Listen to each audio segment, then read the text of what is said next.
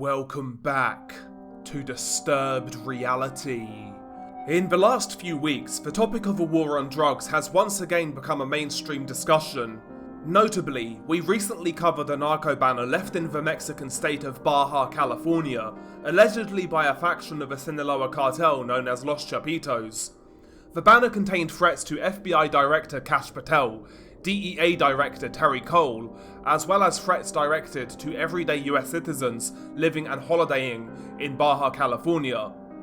The story was published with very little inquisitive takes from the mainstream, and they sold the story as pure scare tactics. Not one mainstream publication questioned the authenticity of this narco banner, nor questioned the motives behind those who left it. If they did, they would probably come to the same conclusion as anyone who has an entry-level knowledge on Mexican drug cartels. Ultimately, strategically it makes zero sense for Los Chapitos to direct such threats at US government and citizens. I covered why I questioned the authenticity of said banner in a recent video. Nevertheless, after this narco banner was released, the Twitter account of USA's Homeland Security published a tweet that honestly made me double take and wonder to myself, is it still this easy to sell propaganda to the masses? Surely everybody sees through this, right? The tweet claimed that criminal organizations in Mexico had begun offering thousands of dollars for the murder of federal law enforcement, with payouts escalating based on rank and action taken. $2,000 for gathering intelligence or doxing agents, including photos and family details. $5,000 to $10,000 for kidnapping or non-lethal assaults on standard ICE or CBP officers, and up to $50,000 for the assassination of high-ranking officials. For me again, this seemed rather far-fetched, and may be a ploy to win more support in a new strategy for combating drug cartels. It was later revealed, however, that the alleged threats and offers of thousands of dollars to murder law enforcement officers actually more likely came from a street gang known as the Latin Kings, who are not a Mexican drug cartel. In fact, they originated in the USA.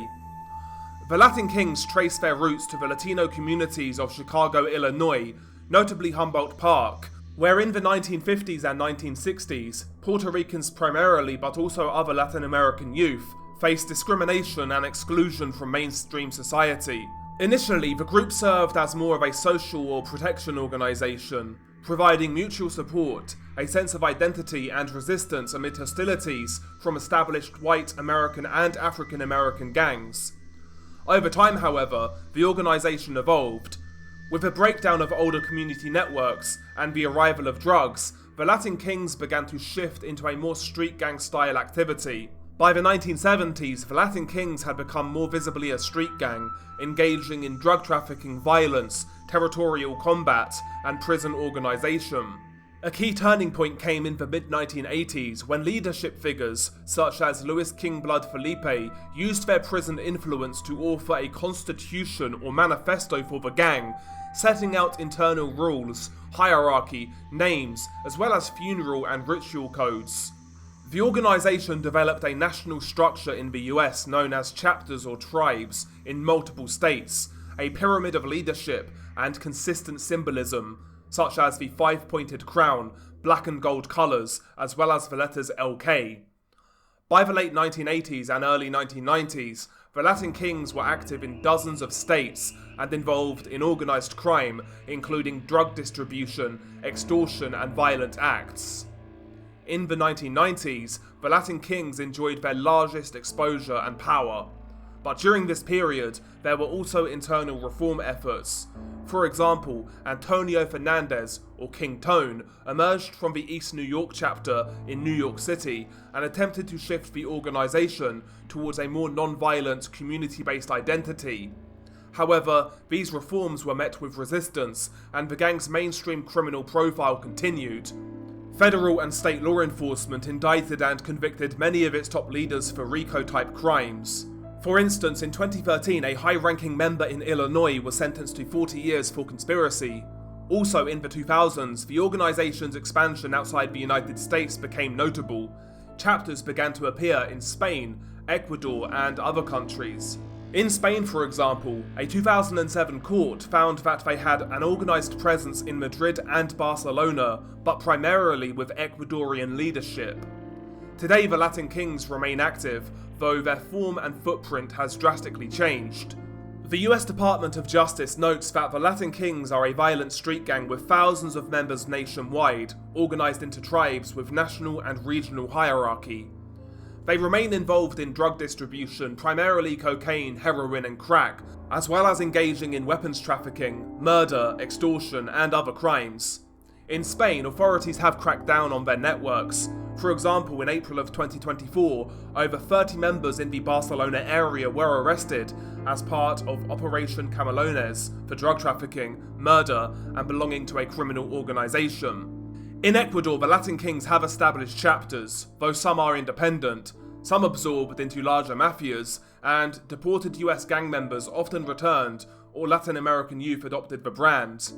In short, the Latin Kings started as a protective identity-based group for Latino youth in Chicago in the mid-20th century, though they evolved into a highly organised nationwide gang network with formal structure, rituals and significant criminal involvement. While their early focus was community-based, they became deeply embedded in drug trafficking and violence by the late 20th century. Today they remain active and significant, though facing law enforcement fragmentation and with changing gang dynamics. Allegedly, it was the Latin Kings who were the ones who were offering bounties for the heads of federal law enforcement, and not Mexican drug cartels as initially indicated by Homeland Security. Again, this is another blasé stretching of the truth when it comes to the actions of Mexican drug cartels. In relation to the Latin Kings, my knowledge on US street gangs is limited, to say the least. Could they actually be putting bounties on the heads of federal law enforcement? Possibly. Do I find it a little far-fetched? Maybe. But I'm sure many of you in the comments have far better knowledge on US gangs, such as the Latin Kings, so please do let us know how plausible you think these claims are. I also just want to put it out there and make it clear that this video, as well as the one covering the banner left in Baja, California, make no mistake, I'm not covering for or capping for Mexican drug cartels. This channel is meant to combine the basic facts, origins, and methods used by such organisations, as well as covering the brutal and heinous reality of the crimes that they do indeed commit. We are not shy in discussing and analysing the pure depravity committed by Mexican cartels, but at the same time, I try not to push sensationalism or false narratives that quite frankly are becoming more and more prevalent since various Latin American cartels and gangs were classified as terrorist organisations. If I'm being totally honest, I feel right now that there are some bad actors who have entered this space, who are pushing narratives for ulterior motives that are, in my opinion, not conducive on tackling this gargantuan problem. With that being said, let's switch our attention to the actual goings-on in Mexico. Again, we delve into the Sinaloa cartel civil war. Since the war kicked off between the two main factions of Cartel de Sinaloa, both Los Chapitos and La Maíza have sought alliances with other criminal groups in attempts to aid their war efforts and goals of victory.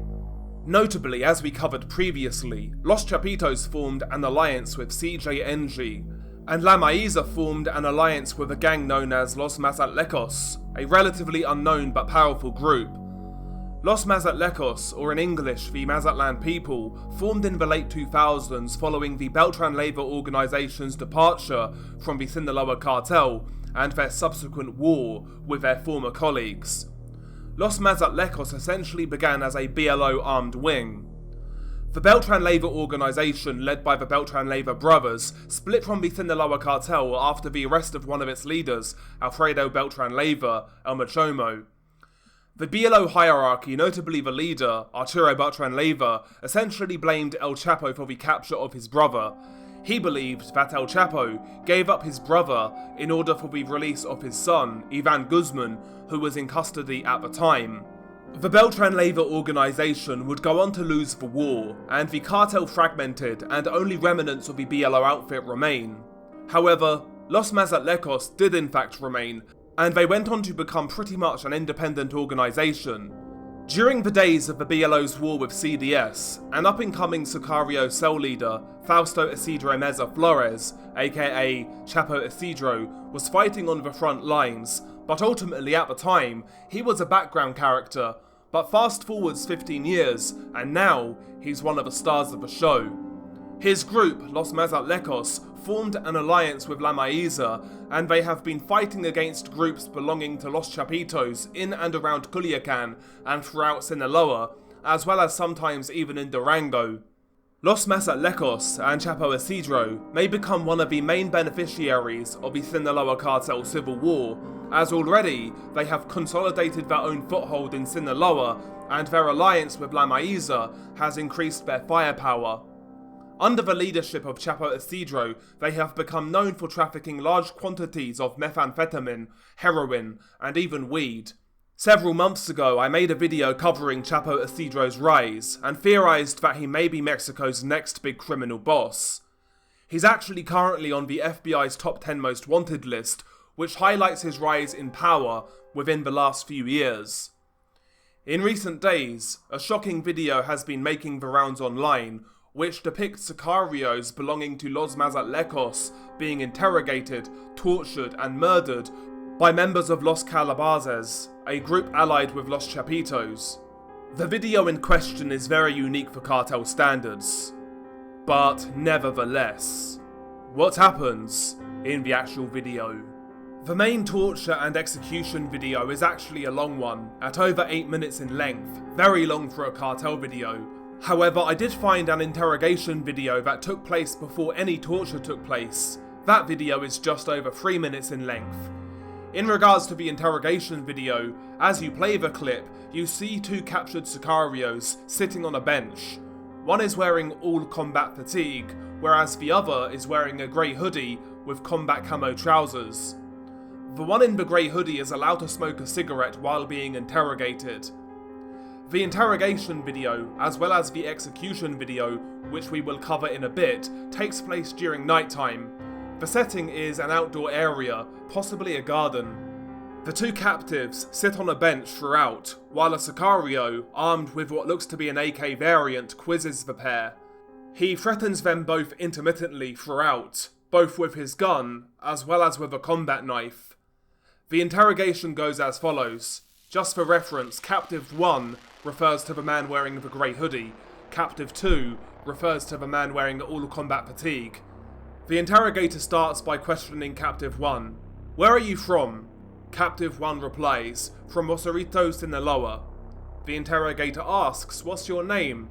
"Alvaro Camacho." Captive 1 replies. "What?" the interrogator retorts. "Alvaro Camacho," reiterates Captive 1. The interrogator asks, "Alvaro Camacho, which group do you belong to?" Captive 1 replies, "Well, what I did know, lately, I heard it was Chapo Isidro's." "Isidro's?" the interrogator replies. Captive 1 replies, "That's what he told me." The interrogator asks, "And where were you sent to fight?" Captive 1 replies, "To the slaughterhouse, old man." "Where? When?" the interrogator quizzes. Captive 1 replies, Huixopa, behind the ranch." "Louder!" "Huixpoca," Captive 1 replies. "Huixpoca? And which group brought you here?" the interrogator asks. Captive 1 replies, "Well, from over here, they told me it was Isidro's." The interrogator goes on, "Isidro's people, okay. How many brothers do you have?"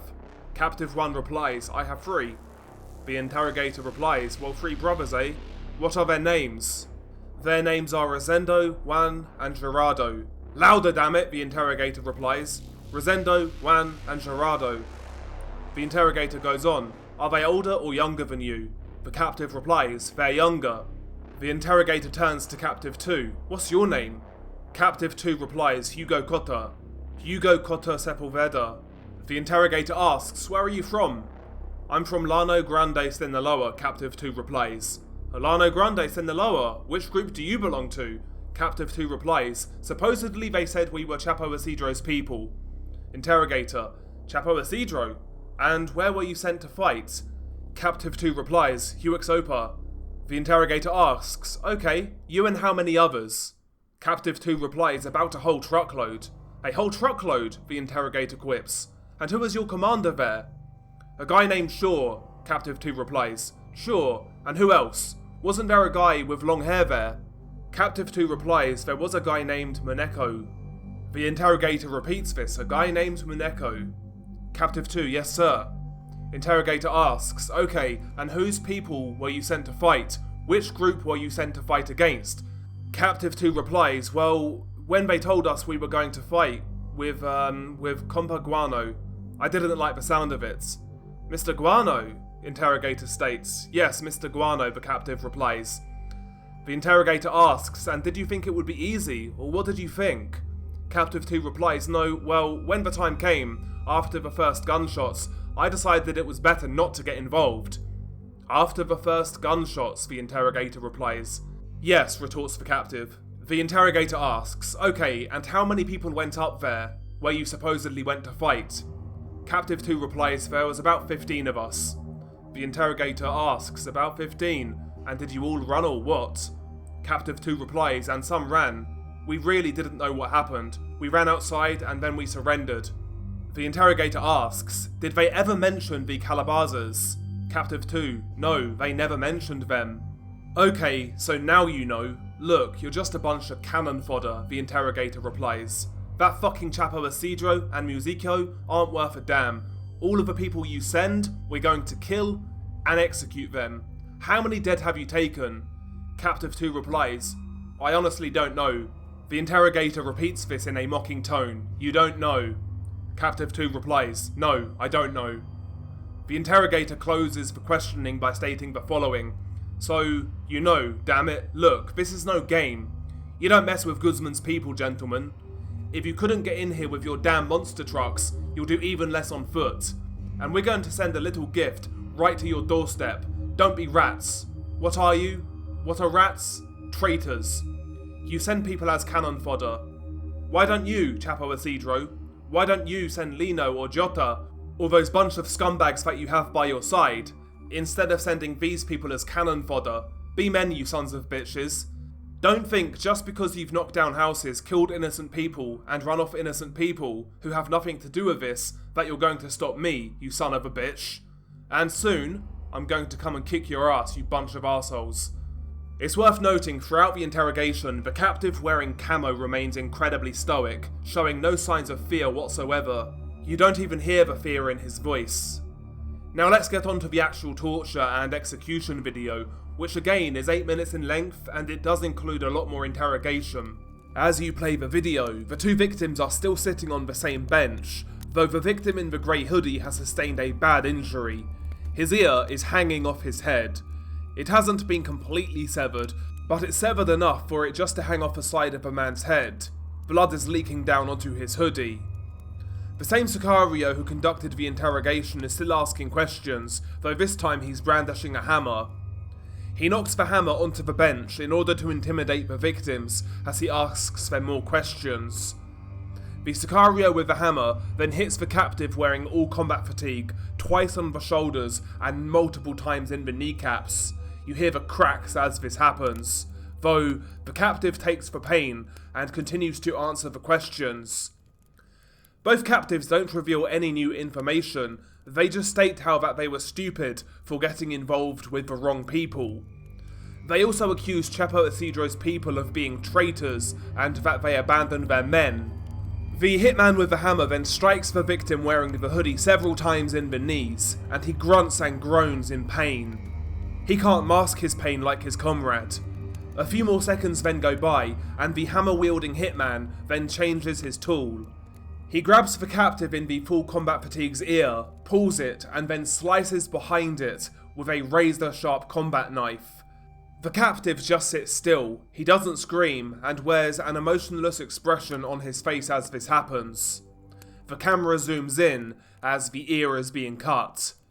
The Sicario doesn't cut the whole ear off, but enough so that it is basically hanging off the side of the captive's head, much like with the first victim. Blood leaks down onto the captive's clothes, and the hitman cleans his bloody knife by wiping it on the victim's jacket. Both victims are then hit with the blunt side of a blade. Again, the captive wearing all combat clothing makes no reaction whatsoever. You could honestly mistake his expression for somebody who is bored. His colleague though is feeling the effects of the torture and he groans away. The interrogation continues through the torture. One of the victims claims that the bosses sent them into battle with not enough ammo, and one even claimed that his gun didn't work, which was an AK-47. At this point, the captives are forced to read out the following statement. Send the people we are going to mention to fight. Furcio Lino, El Muneco, Lino, Richard, Goyo, Libre 13, Serafin, Individuo, Tono Magrez, Los Nayos, Lagata and his felines, El Moshomito, El Jota, and Beto 03. The interrogator butts in and says in a mocking tone, "Look at this whole pack of cute twinks that they sent to fight." The captive finishes by saying, "Send your own people to fight. Don't send innocent people." The pair are then struck with the hammer a couple of more times before the video then jump cuts. Now, I'll say this right now, I don't think that I'm going to do justice just to how bad this part of the video is, due to the execution method. You see both captives laying on the ground. Both are laying on their stomachs, with their hands tied behind their backs. One of the hitmen can be seen kneeling over the captive in all combat fatigue, and he is tying something around the victim's neck.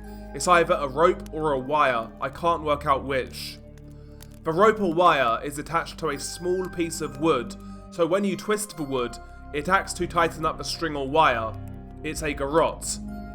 The Sicario quickly sets up the archaic death device before he twists the wood, tightening the squeeze on the man's neck, and you immediately hear him struggle for breath. Deep, loud, guttural attempts at getting air in the lungs can be heard. A few seconds go by before the victim begins to freak out in a panic, though he is held down by multiple hitmen. As this is happening, a Sicario is tying a garrote around the other victim's neck in the exact same way. Before you know it, you hear both victims in tandem struggle for breath, and the sounds are incredibly hard to describe. They are close to snoring, but imagine extremely violent, dry snoring. It's the best description that I can think of, but it really doesn't do it justice. Again, the hitman in the combat fatigue actually moves and tries to get up, but he is forced back down. The veins on his head are bulging and his eyes are turning red due to the lack of blood flow to the brain and lack of oxygen. You also see the colour leave from his face. The Sicarios intermittently stand on the victims, keeping them pinned to the ground, minimising their ability to fight back. 2 minutes go by and both victims are still alive and fully conscious. Another minute goes by and both victims can still be heard trying to breathe. Again, the garrotes are tightened, and at this point, the victim in the combat fatigue appears to die or pass out. His garrote was actually tightened so much that the wood that the rope or wire was held to actually breaks. A few seconds go by and a hitman carrying a blinged out pistol then enters the shot, and he proceeds to shoot each captive in the head once. And this is where the video ends. Now, I never encourage you guys to watch these videos, but quite frankly, this is one of those that is hard to do justice when explaining it. The prolonged nature of a captive's suffering is horrible to watch, but also very surprising. When you think of strangulation, you kind of expect it to be relatively quick, but at least one of the captives was still alive well over 3 minutes into the process prior to being shot. Those who have seen the video can attest to its unique and depraved nature. Throughout segments of the video you can literally see the panic on the captives' faces, particularly the man wearing the combat fatigue. You see the colour drain from their faces, and the sounds are absolutely awful. Again, it's a video I will always really struggle to explain, and when you think of strangulation, I don't think most people would put it up there among the cruelest cartel execution methods. But this took a long time, and that is what most of this, the execution segment actually is just these two men struggling, grasping on for life, trying to breathe. It's absolutely awful, and I think it's the prolonged nature of it. I can't imagine the panic, but I try to imagine the panic of being in that situation. This one, when I was told about this one, I'll be completely honest, I don't want to sound like I'm trying to minimize these videos because that's not the goal of this channel, but I didn't go into it expecting to be shocked as such. But yeah, this one hits. This one definitely hits hard, to say the least. But yeah, that is the video. I hope you enjoyed it, if you can enjoy this sort of content. As always guys, thank you for the support, it's much appreciated. Can't believe we've been doing this for over 4 years. Don't know where the time's gone. But I appreciate all you guys out there who have shown support over the years. It really does. I am really appreciative of that support, because some of you guys have been around for so long at this point. And that in itself is pretty humbling. It really is. So thank you guys so much. And what I am really appreciative of, and I haven't said this, and I don't know why now I feel is the time to say, but I've been in this space for a long time now. And you know, within the disturbing content genre on YouTube, it gets a bad name, it gets a bad reputation. In my opinion, rightly so. But I'm really appreciative of those out there who have kind of had my back and, you know, voiced their advocacy for this channel. And who haven't lumped me in with other creators, because I feel like this is our own unique journey here. And I think what I'm trying to say is, I appreciate for those out there who see this for what it is and who don't claim it to be something that it isn't. You know, there's a reason I no longer do sponsors on this channel. I only did 2 sponsors on this channel, felt weird about it, left it. You know, there's a reason why I don't sell merch on this channel. Don't get me wrong, when we first popped off on YouTube, I had my dreams, like really lofty dreams. And I wish that we could have gone in a different direction. Like, my dream, you guys know, was to go out to cover it firsthand in Mexico. But ultimately, I would need other people involved for that to be, for that to be possible. Who knows, man? You never know. Never stop believing, never stop dreaming. But listen, it's very unlikely that would happen. But I always like to put it out there now and again, because if I'm offered and I turn it down, then I get exposed, right? So I'm still willing to do it. I'd still love to do it. It'd be a dream of mine. But yeah, I just wanted to do something. I wanted to do something in my own way, you know. And I think for all that's been said and done, for as long as we've been doing this, that's one thing I can say. I did it my own way. So that's great. And you guys encouraged me to do that. And I am very much appreciative. I really am. I'm really bad at these sort of things, so sorry for rambling. But anyway, guys, that is the video. Thank you guys so much. But as always, stay safe, and I'll catch you on the next one.